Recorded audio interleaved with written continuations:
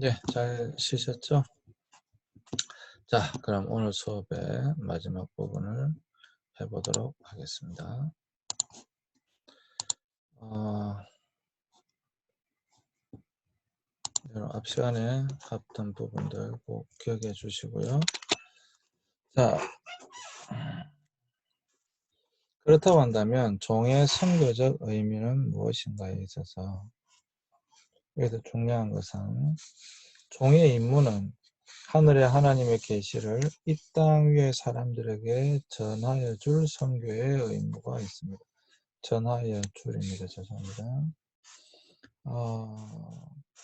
굉장히 중요한 것인데요. 우리가 처음에 주의 종이라고 했을 때, 우리가 주의 종으로서의 가장 중요한 것이 무엇인가 하면, 저는 개인적으로 생각합니다. 설교입니다. 정말 여러분들 설교 잘 하셔야 됩니다. 제가 정말 강조를 이것은 많이 하는데요.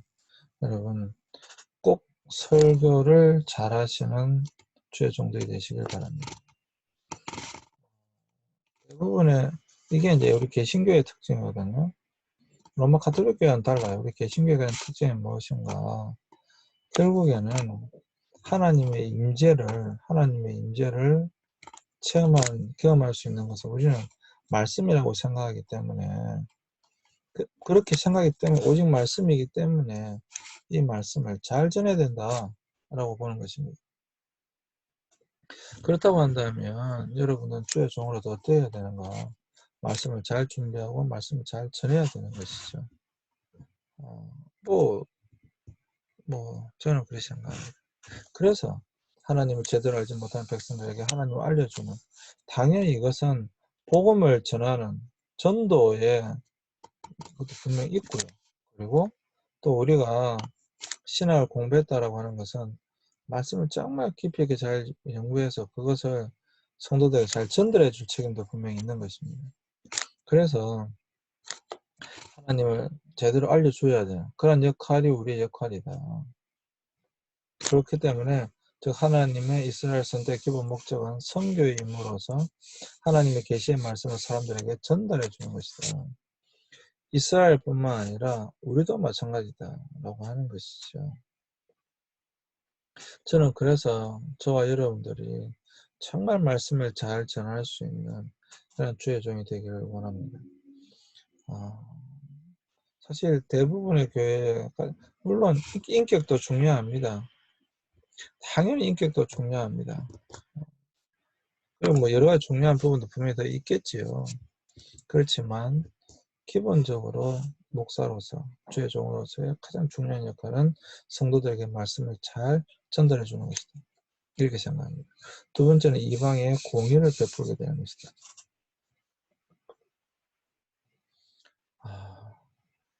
그래서 최소한 정말 목사는, 주의 종은 교회에서 하나님의 의가 무엇인지를 보여줘야 된다.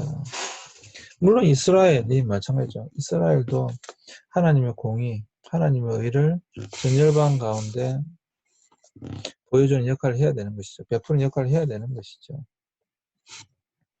이 뜻은 이스라엘뿐만 아니라 저와 여러분들도 마찬가지다라고 하는 것입니다.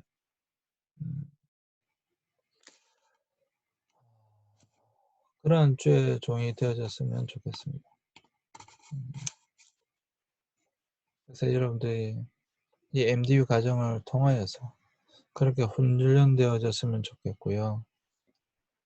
그러한 주의 종으로서 역할도 잘 감당했으면 좋겠습니다. 그리고 이제 종으로서의 예수님에 대하여 한번 살펴보도록 하겠습니다. 종으로서의 예수님. 고난받는 종으로서 메시아는 이스라엘에게 수용하기 어려운 개념이었습니다. 분명히 이사야서에 있었음에도 불구하고 고난받는 종으로서의 메시아는 이스라엘 사람들에게 수용하기 어려운 그런 개념이었어요. 그래서 다른 사람들을 위해서 희생하는 고난의 가치를 그들은 이해할 수 없었다. 즉 유대인들의 개념 속에는 그들의 해방되어 다스릴 자로 알았지 대속의 고난의 개념은 없었다라고 보는 것이죠. 그래서 예수님이 이 땅에 오셨을 때에 유대인들은 예수님을 메시아로 받아들일 수가 없었습니다. 뿐만 아니라 그 바울도 마찬가지죠. 바울 또한 부활하신 예수님을 만나기 이전에는 그 예수라고 하는 사람은 저주받아 죽은 자다라고 생각했기 때문에 그는 핍박을 했던 것입니다. 그렇기 때문에 유대인의 개념 속에는 이런 개념이 없었기 때문에 예수님 오셨을 때에 그들은 예수님을 받아들일 수가 없었던 것이죠. 그러나 분명히 이사야에 보면 이 종의 노래, 고난받는 종의 모습이 분명히 있다라고 하는 것입니다. 그러나 하나님의 선교의 목적은 메시아가 모든 이방 사람들도 참여할 수 있는 왕국의 승리는 무력이나 큰 권세로 이루어짐이 아니다. 무엇인가 하나님의 종의 희생의 대가로 얻어질 수 있음을 말씀하고 계신다.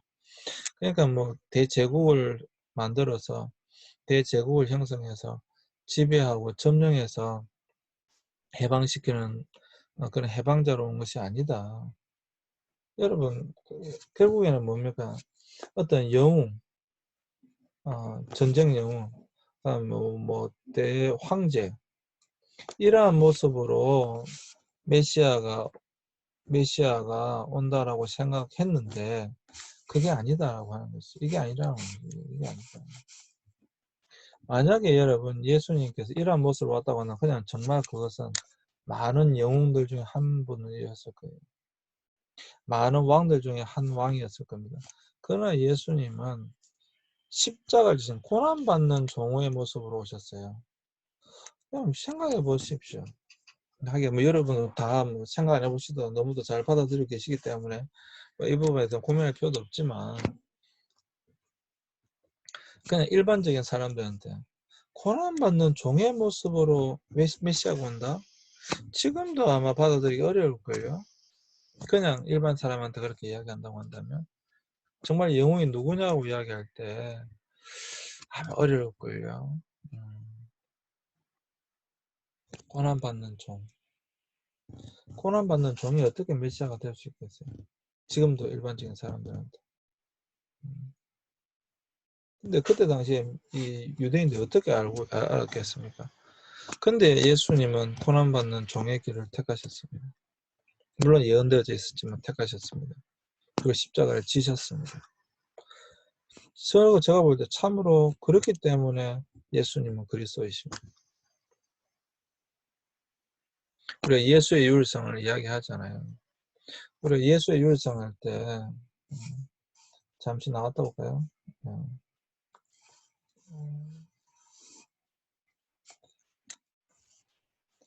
우리가 예수의 유일성 할 때 여러분 우리가 예수의 유일성이라고 할 때 우리는 이제 만약에 예수님을 갖다가 제가 이제 젊었을 때 배웠을 때 뭐 4대 성인 뭐 이렇게 이야기하자.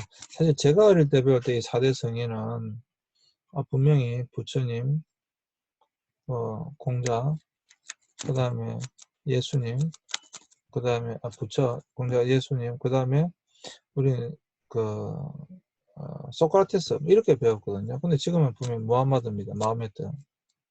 다 뭐 사실 종교 지도자들이죠.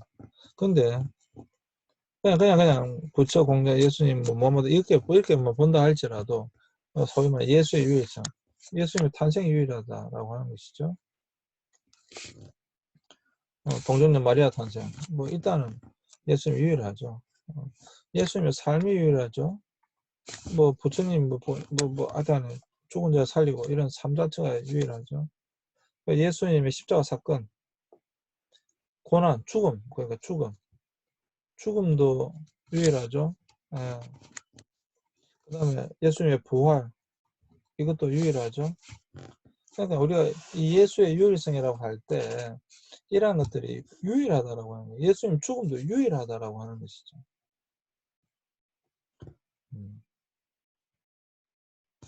그렇기 때문에 저는 예수님이 그리스도이시다 라고 다시 한 번 더 확신할 수가 있는 것이죠. 예수님은 그리스도이시다. 그래서 예수 그리스도. 만약에 예수님 왕이었다거나 위대한 영웅으로 왔다거나 뭐 이렇게 했다고 한다면 우리는 또다시 생각해 볼 수 있겠으나 예수님 십자가를 지셨고 그 고난받는 종의 모습이기 때문에 우리 예수님은 그리스도이실 수밖에 없다. 저는 그렇게 생각한다라고 하는 거죠.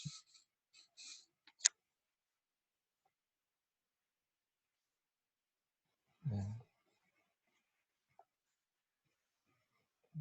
죄송합니다. 이게 아니군요. 응?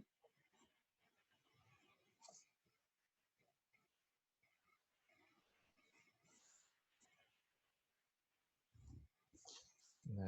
갑자기 제가 지금 네. 자, 그리고 네.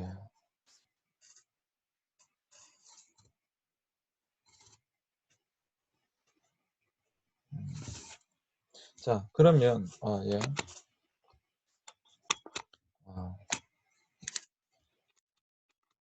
네. 그래서 예수 그리스도, 고난받는 종으로서의 예수 그리스도 의 모습에 대해서 살펴봤습니다. 그렇다면 이제 마지막으로 연구 적용하기. 오늘 우리가 우리 자신에게 질문해 봐야 된다라고 하는 것이죠. 그렇다면 하나님의 부름을 받은 우리가 성경의 도구가 되기 위하여 고난받는 종으로서의 마음의 준비가 되어 있는 거예요. 여러분도 어떻습니까? 여러분들은 뭐 큰 교회가 아니더라도 굉장히 섬김을 받고 굉장히 존경을 받고 굉장히 떠받들어짐을 받는 그러한 목사로서 그러한 모습을 생각하면서 여러분들이 이 길을 선택하셨는지 아니면 정말로 고난받는 종으로서의 그런 마음가짐으로 여러분들이 이 길을 택하셨는지 여러분들은 질문해 보셔야 합니다. 여러분들 질문해 보셔야 됩니다. 여러분들은 정말 고난받는 종으로서 그렇게 살기를 지금 작정하십니까? 고난받는 종으로서 여러분은 살 각오가 되어 있으십니까?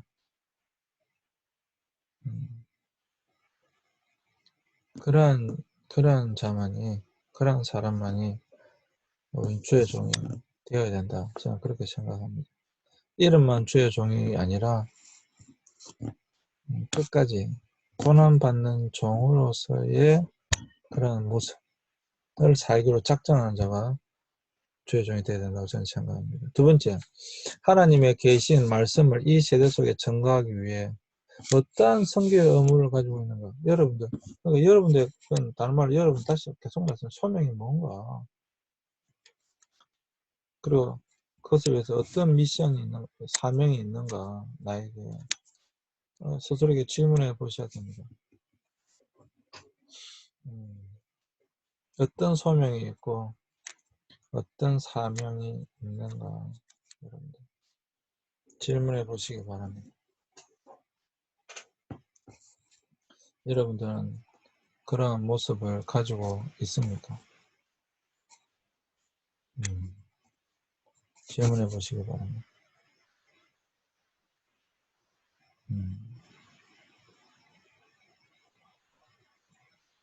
어떠한 모습을 여러분들은 주님이 여러분들을 부르셨습니다. 그것을 위해서 여러분들에게 주어진 미션은 무엇입니까? 저는 하나님께서 21살 때 예수님을 영접했습니다. 그리고 23살에 성경 공부를 통해서 인격적으로 예수님을 만났습니다. 그리고 25살에 하나님으로부터 선교사가 되라는 소명을 받았습니다. 그리고 27살 때 선교 동원가로서의 이때는 이제 예수님 영접한 것이고요. 이때는 인격적으로 예수님을 성경 공부를 통해서 만나게 되었던 것이고요. 그래서 성경에 있는 어떤 질문들에 대한 답을 얻어나갔던 시기고 25살 때 하나님 저를 선교사로 부르셨습니다. 그리고 27살 때 선교 동원가로서 저를 부르셨습니다. 이 이후로 저의 꿈은 선교사였습니다. 지금도 선교사입니다. 그래서 30살에 인도 선교사가 되어졌고요. 지금도 제가 유학생들, 그래서 유학생 교회를 하고 있습니다. 저희 교회에 6개국에서 온 그 유학생들과 함께 교회를 하고 있습니다. 저는 이 유학생들, 선교사님들 보낸 이 유학생들을 잘 훈련시켜서 다시 선교지로 돌려보내는 일을 하고 있습니다. 이게 선교 동원가이죠. 그리고 우리가 학생들,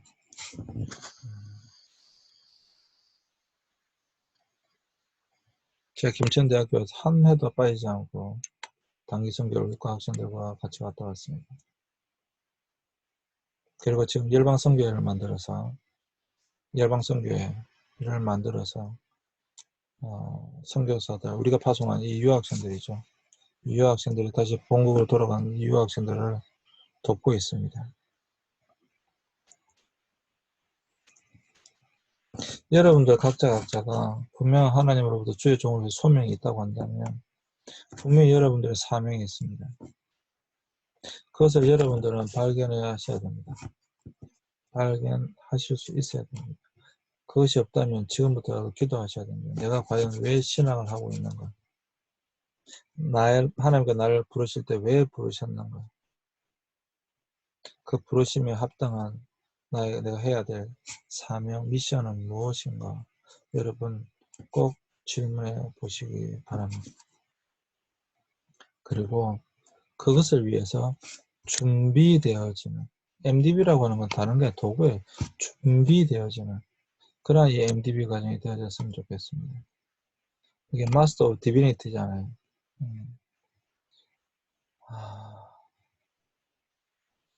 여러분, 이 MDB는 THM하고 또 달라요. 이게 Theology MTH, Master of Theology인데 신학 석사고요. 이건 MD, Divinity. 이걸 목회학 석사라고 번역했지만 신적인 석사, 뭐 이런 뜻이거든요. 이거.